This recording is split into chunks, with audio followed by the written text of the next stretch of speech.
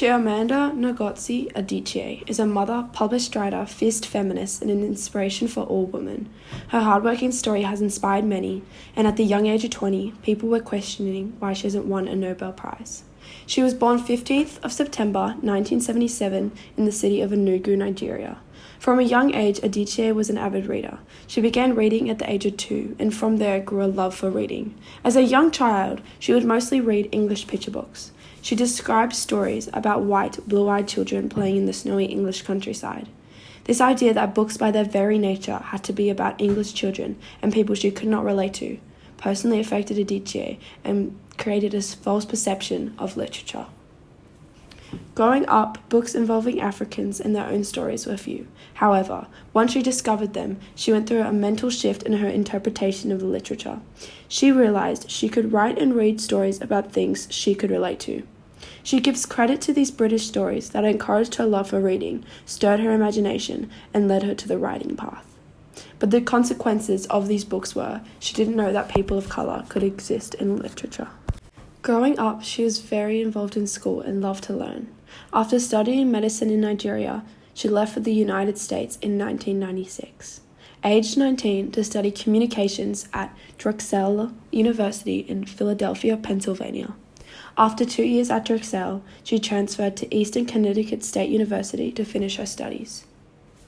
In 1998, Adichie's play For Love of Biafra was published in Nigeria. She later dismissed it as a melodramatic play, but it was one of her earliest works in which she discussed the war of the late 1960s. In her senior year at Eastern Connecticut State University, Adichie began working on her first novel, Purple Hibiscus.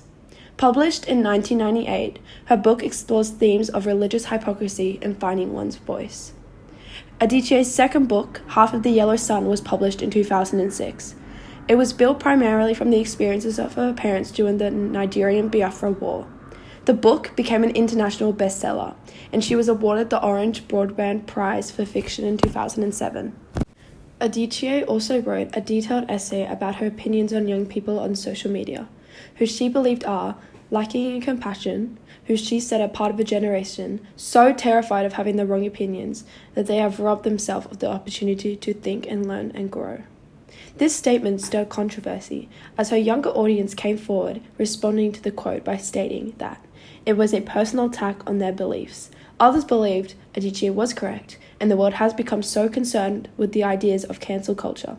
This disagreement caused a gap between a large group of her supporters. Then, in 2014, she published We Should All Be Feminist, which was an adaptation of a speech given at a TED Talk in 2012.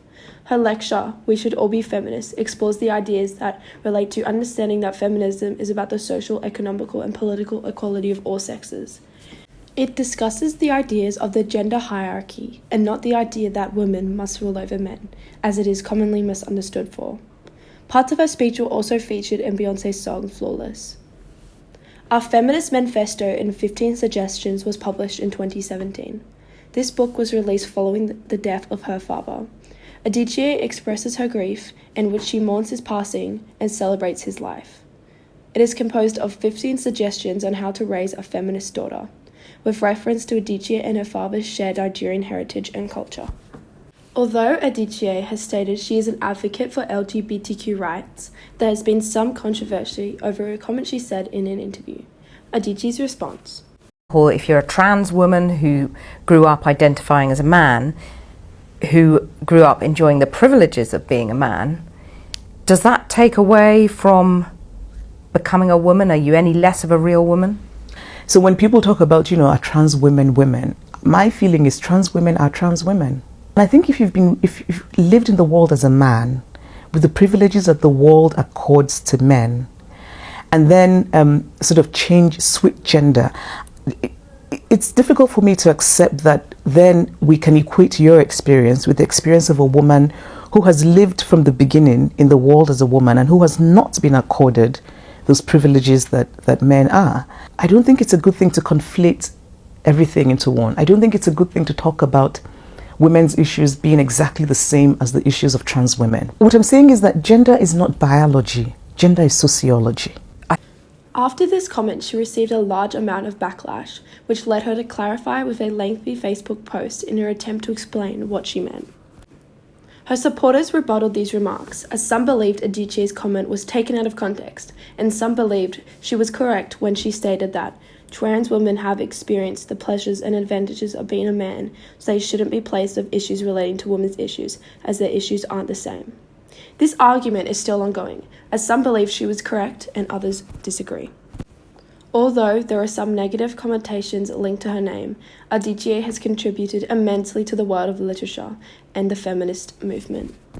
Adichie expresses her agency as an individual by discussing her experience as a decorated author and expressing her views on issues related to the feminist movement.